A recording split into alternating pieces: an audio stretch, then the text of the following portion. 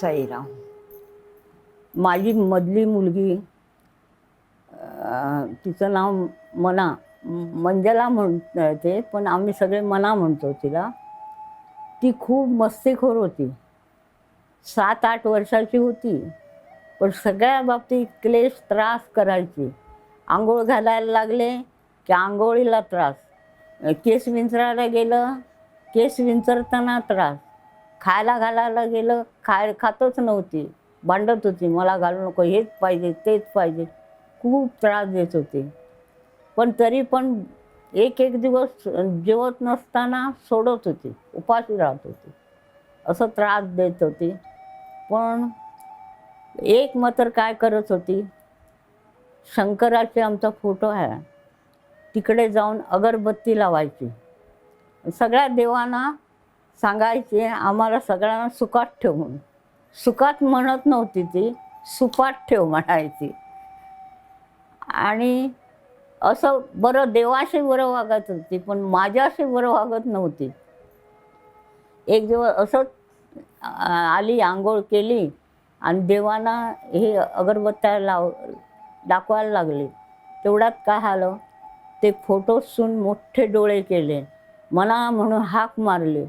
मग दचकून तिने वर पाहिलं, वर ते शंकराचा फोटो होता, त्याने मोठे डोळे केले. लक्षात ठेव म्हटणार लागला, तू आईला त्रास दिला, मी गप्प बसणार नाही, सांगतो मी तुला.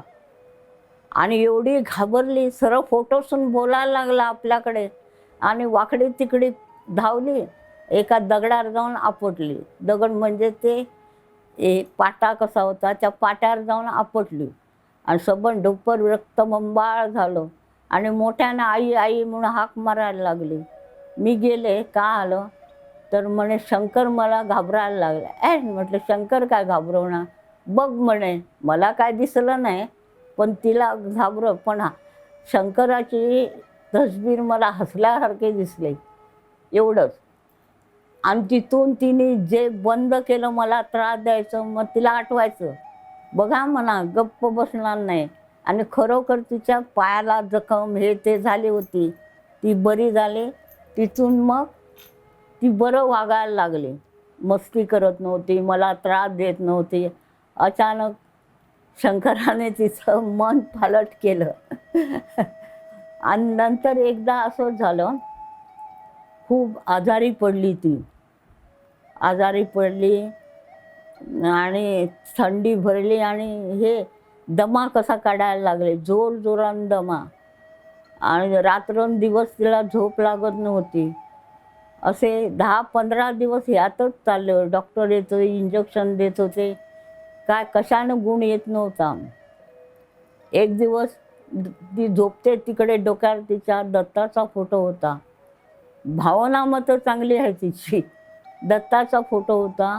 त्याला काय म्हटलं, दत्त महाराज मला नाही, आता पुरे झालं, मला होत नाही, खूप त्रास होतो मला, तेव्हा ने. आणि तेवढ्यात तिला एकदम झोप लागली, झोपच लागत नव्हती, शांत झोप लागली. झोप लागली, थंड वारं आलं आणि काय सांगितलं, मना तू भिवू नको म्हणून. दत्ताच्या तसबिरीतून आवाज आला आणि दुसऱ्या दिवशीपासून तिला फरक पडायला लागला आणि कायमचा तिचा दमा गेला आणि ती बरी झाली. तिची भक्ती मोठी आहे. आता सुद्धा करायला लागली की कडक करते, उपास वगैरे हे बी, अजूनही तशीच आहे ती. पण आता मस्ती बिस्ती, भांडणं बिणणं सोडलेलं आहे तिने. तीच एकदा टायफॉइड, याच्या अगोदर पहिल्यांदा तिला टायफॉइड झाला होता. आणि आमचे मास्टरजी आणि मोठी मुलगी मुंबईला गेली होती. मी आणि माझा मुलगा एवढंच होतो घरात, आणि धाकटी मुलगी, तिला काय कळतच नव्हतं. तर आता देवा म्हटलं, माझ्या मत्तीला कोण, टायफॉइड झाला, हॉस्पिटलमध्ये सुद्धा घालता येत नाही, काय करावं तेच कळत नव्हतं. हॉस्पिटल घातलं, घरात कोणतरी पाहिजे ना.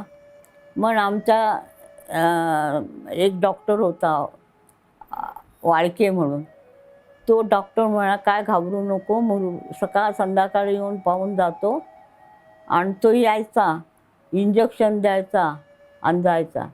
आणि तो म्हणायला लागला 15 दिवसात कदाचित ताप उतरेल, ना झाल्यावर म्हणे 22 दिवस तरी हे होणार. किंवा हे म्हणजे जेवण वगैरे देऊ नको, पातळ काय ते लापशी अशी काहीतरी दे. मग मी तिला मोसंबीचा रस, लापशी असं देत होते. पण खूप ताप आणि फणफणली होते आणि एक दिवस तिचा ताप उतरला. तोपर्यंत हे काय आले नाही, मी आणि ती. तर एक कोणतरी साईभक्त येत होता, तो म्हणायला लागला, मी तुम्हाला काय मोसंबी म्हापशाहून पाठवून देतो ना, ते पणजीहून पाठवून देतो. मी त्याच्याकडे पैसे द्यायला गेले, त्याने घेतले नाही.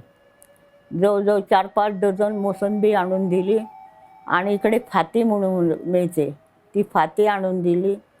आणि लोक येऊन काय ना काय तरी मला मदत करत होते, घाबरू नको घाबरू नको करून. मी आपले साईबाची उदी तिच्या तोंडात आणि माझ्या तोंडात घालून दिवस काढत होते. एक दिवस अचानक तिचा ताप उतरला. त्या दिवशी आमचे हे आले, मुंबईहून आले आणि आणि मुलगी सुद्धा आली. ती म्हणायला लागली, काय आम्हाला तू कळवलं नाही कशाला? काय कळणं, आमचं डोकंच नव्हतं म्हणून. आणि ही बरं झालं. आणि त्या दिवशी ना, त्यावेळी आमच्याकडे हे नव्हते, पंखे वगैरे नव्हते, म्हणून पुढचं दरवाजा उघडा टाकायचा आणि झोपायचं. आणि साईबाची मूर्ती तिकडे होती.